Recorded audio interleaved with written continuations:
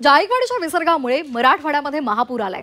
गोदावरीमध्ये 2.5 lakh cusec वेगाने विसर्ग होतोय।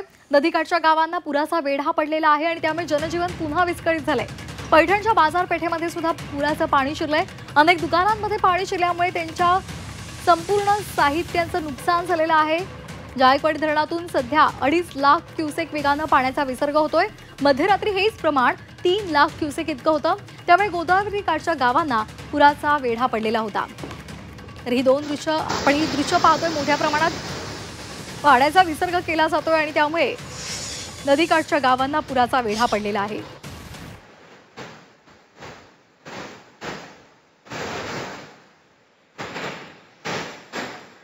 तर आपण ही दोन दृश्य पाहतोय। जायकवाडी धरणातून मोठ्या प्रमाणात विसर्ग होतोय पैठणच्या बाजारपेठेमध्ये, त्यामुळे पाणी शिरलेलं आहे आणि या संदर्भात अधिक माहितीसाठी आपण जाणार आहोत आमचे प्रतिनिधी विशाल करोळे यांच्याकडून। विशाल, मोठ्या प्रमाणात जायकवाडीमधून पाण्याचा विसर्ग होतोय। पैठणमध्ये बाजारपेठेमध्ये पाणी गेलेलं आहे। व्यापाऱ्यांचं मोठ्या प्रमाणात नुकसान झालेलं आहे। सध्याची काय स्थिती आहे?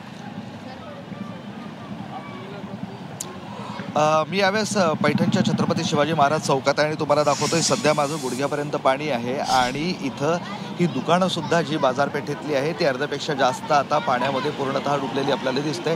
जायकवाडी धरणातनं रात्रीतनं 3 लाख क्युसेक इतका पाण्याचा विसर्ग करण्यात आला होता।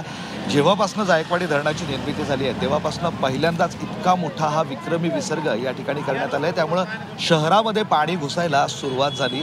मात्र रात्रीनंतर आता विसर्ग कमी करण्यात आलेला आहे, त्यामुळे पाणी ओसरायला लागलंय। मात्र अजूनही गुडघाभर पाणी पैठणच्या मुख्य बाजारपेठेमध्ये असल्याचं चित्र आहे।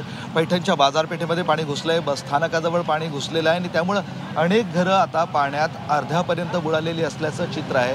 मात्र एक महत्त्वाची गोष्ट म्हणजे पुराचा अंदाज प्रशासनाला होता, त्यामुळे रात्रीतनं लोकांना स्थलांतरित करण्यात आलं होतं। काल संध्याकाळपासूनच लोकांना स्थलांतरित करायला सुरुवात झालेली होती।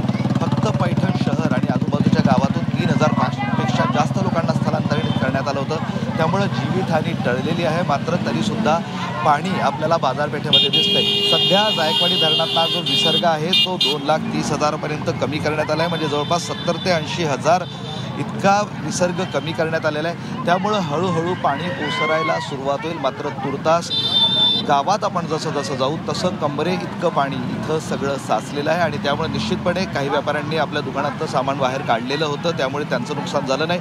मात्र काही व्यापाऱ्यांचं दुकानात सामान होतं त्यांचं निश्चितपणे नुकसान झालेलं आहे आणि जसा जसा हा पूर आता ओसरेल त्यानंतर खऱ्या अर्थानं नुकसानीची आकडेवारी आपल्याला पुढे येईल। मात्र तुर्तास पैठणच्या अर्ध्या शहरामध्ये पाणी घुसलेलं आहे। मात्र विसर्ग कमी झाला आहे, पाऊस बंद आहे, त्यामुळे त्यातल्या त्यात हे सुखद आपण म्हणावं की नुकसान आपलं टळलेलं आहे असं आपण म्हणू शकतोय। अगदी धन्यवाद विशाल दिलेल्या सविस्तर माहितीसाठी।